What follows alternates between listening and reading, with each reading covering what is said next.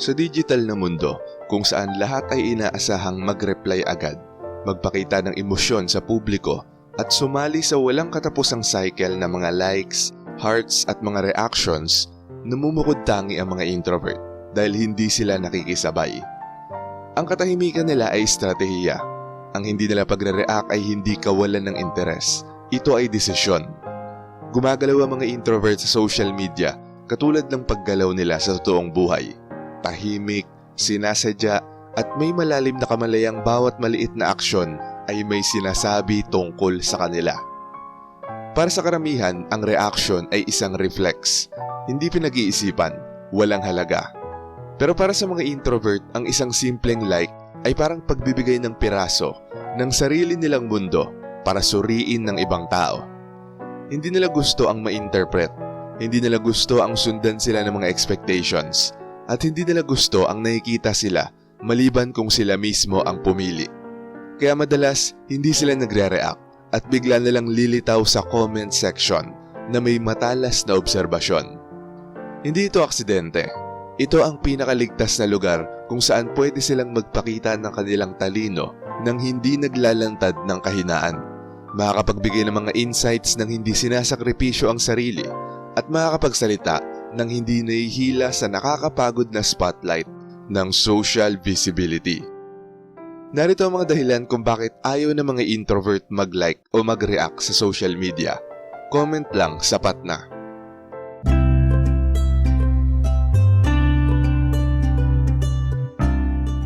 Number 1. Mababaw ang mga reactions.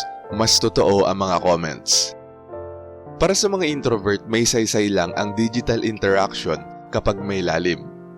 Ang mga reactions ay parang mechanical na galaw. Mabilis, expected at walang tunay na laman. Wala itong sinasabi, wala itong ipinapakitang pag-iisip, at hindi sila makakapagpahayag ng tapat. Ayaw ng mga introverts ng anumang pakiramdam na pilit o palabas, at ang mga reactions ay eksaktong ganun. Pero ang comments, dun sila nakakahinga. Ang comment ay wika, nuance, konteksto at linaw. Ito ang kaibahan ng tanguhan lang mula sa malayo kumpara sa aktwal na pakikipag-usap. Sa comments, pwede silang magpahayag ng may laman nang hindi kailangan magpanggap na socially warm o expressive sila. Nagbibigay ito ng meaning, intention at intellectual presence, bagay na hindi kayang ibigay ng mga reactions. Number 2, nakaka-expose ang mga reactions, samantalang ang mga comments ay kumokontrol ng mga anggulo. Ang bawat reactions ay isang emotional snapshot, mabilis, raw at madaling ma-misinterpret. Ang heart ay pwedeng mukhang affection, ang sad ay nagdudulot ng tanong, at ang angry ay pwedeng magbukang statement. Ayaw ng mga introvert ang mga bagay na nagpapakita ng mas marami kaysa sa balak nilang ipakita. Ayaw nila ang mga tao na pinapanood sila, na pinapanood ang emosyon nila na parang audience. Sa pamamagitan ng comments, hawak nila ang manibela. Doon nila pinipili ang tono, mensahe, anggulo at kung gaano sila ka-vulnerable. Pwede silang maging matalido nang hindi naglalantad ng emosyon, maging expressive nang hindi ipinapakita ang buong nararamdaman. Ang mga reactions ay naglalantad ng emosyon, ang mga comments ay naglalantad ng pag-iisip. At mas gusto ng mga introvert na kilalanin sila dahil sa isip nila, hindi dahil sa mga moods nila. Number 3. Publicity ang reactions, precision ang comments. Ang pagre-react ay parang pagtayo sa entablado. Nakikita ng buong circle mo ang activity mo. Biglang alam ng lahat kung ano ang nakakatawa, nakakalungkot, mahalaga, nakaka-offend o nakaka-touch para sa'yo. Nakakailang para sa mga introvert ang ganitong visibility. Hindi nila gusto ang personal preferences nila na nasa spotlight. Ang comment sa kabilang banda ay hindi sila nilalagay sa ganung broad attention. Nakakulong ito sa maliit na espasyo. Isang thread, isang usapan, isang maliit na sulok ng digital room. Precise, contained at intentional.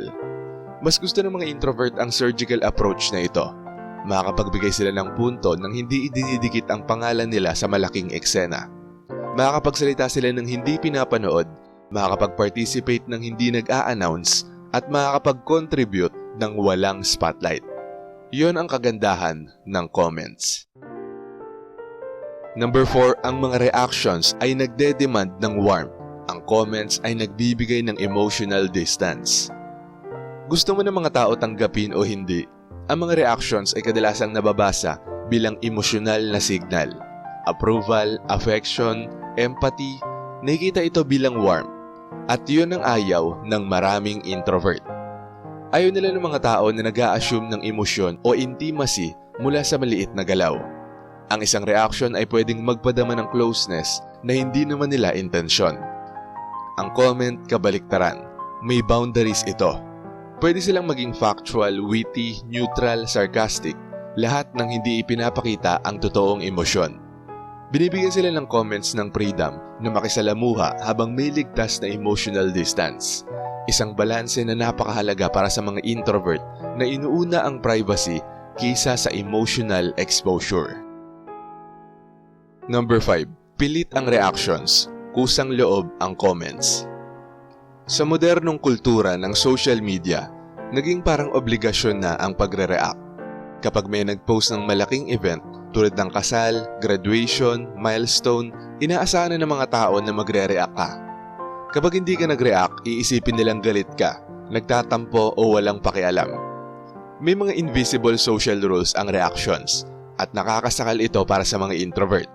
Ayaw nila ng pakiramdam na kailangan nilang mag-react para lang mapanatili ang social peace. Samantala, ang comments ay kusang loob, hindi hinihingi at walang nag-e-expect nito. Walang may karapatang umasa na magko-comment ka dahil hindi ito socially required. Mas komportable dito ang mga introvert. Nakikisalamuha sila sa paraan na sila ang may control, hindi dahil obligado sila. Nagsasalita sila kapag pinili nila, hindi dahil inaasahan sila. At yun ang isa sa pinakamalalim na psychological needs ng isang introvert. Number 6, pinapakain ng reactions ang algorithm.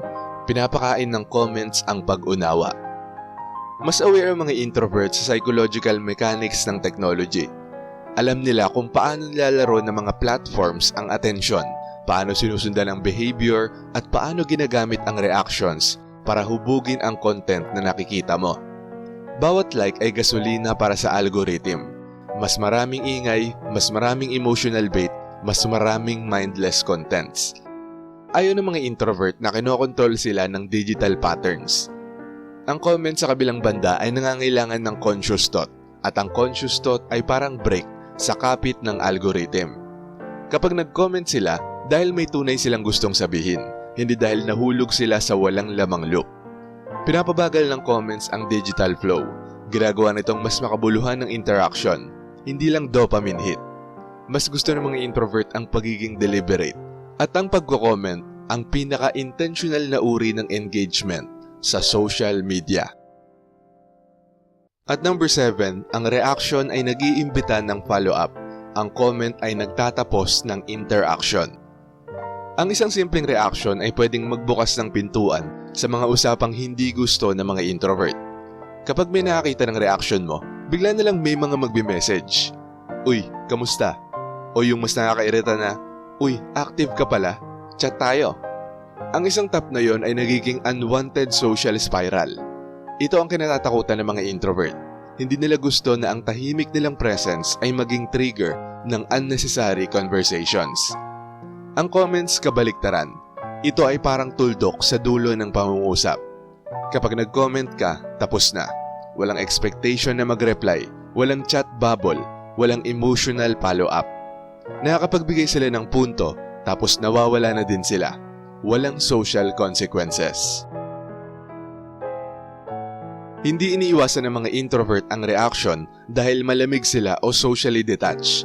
Iniiwasan nila ito dahil masyado itong revealing, masyadong public, masyadong mababaw at masyadong demanding ng emosyon. Para sa mga introvert, ang katahimikan ay kapangyarihan, ang privacy ay comfort, at ang meaning ay lahat-lahat. Ang comments ang perpektong halo ng expression at control. Espasyong pwede silang magsalita ng may intensyon, protektahan ang emosyonal nilang mundo at umiwas sa nakakapagod na visibility.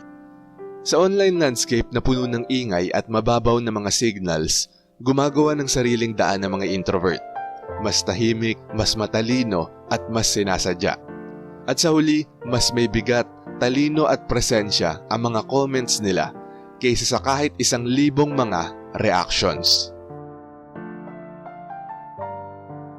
Shoutout sa mga nanood at nag-comment sa bagong upload na to na about sa sobrang paranoid daw ng mga introvert. Shoutout kay Marie the Lightworker. Sabi niya, relate much ako sa episode na to, Sir AP. Sa dami ko ng pinagdaanan at karanasan sa buhay, napahiya, minamaliit, natutunan ko ng basahin ang bawat tao na nakakasalamuha ko. Wala nang epekto sa akin ng mga sweet-coated words para lang mabola ako. Masakit ang mabiktima ng mga taong hangad lang nila ay pansariling interes. Marami pong salamat, Sir AP, at God bless us always. Sabi naman ni Paul Eliakim Saldoga, quiet doesn't mean unaware. If everybody thinks I didn't notice something, I most likely did. I just choose to stay quiet instead of reacting right away. Sometimes silence helps you understand more than speaking too soon. At ayon naman kay Rebecca Ogata, good evening, Sir AP. Ang ganda ng content mo. Nakaka-relate ako sa mga naging karanasan ko sa buhay. Marami ako natutunan at bilang isang introvert, malaki ang naitulong sa akin. At minsan dumating ako sa point na kailangan ko ng hayaan nilang dahil matagal ko siyang kaibigan. Pero kasi nga malalim at malakas ang pakiramdam at nababasa ko, mas nanaig sa akin ang pagiging introvert ko dahil sigurado ako sa sarili ko na yun ang tama. Kaya pinutol ko na ang koneksyon ko sa isang tao na hindi ko itinuring na ibang tao. God bless na lang sa kanya. At shoutout din kila Ellen Espino, Annalyn Granada, Ian Galicia, Rosalie Rosales, Master Buten, Junjun Perang, Chris Aligado Jr., RJ Mera, Isabel Yap, Ramlat, Pax Tumulak, Kay Molino, Lorena Bintas, Kalayaan Kapayapaan, at kay Jola Short Video. Maraming salamat po sa panonood. Kung gusto niyo ding ma-shoutout, mabati o mabasa ang comment nyo, mag-comment lang sa latest video dito sa channel na to at pipili kami doon ng mga i-shoutout at babasahin para sa susunod na upload. Kung nagustuhan mo ang video na to, huwag kalimutang mag-like, i-share to sa iba at mag-subscribe na kung hindi ka pa nakaka-subscribe. Maraming salamat at see you next time. Alam mo ba kung bakit madalas mapagkamalang paranoid ang mga introvert? Panoorin mo sa video na to.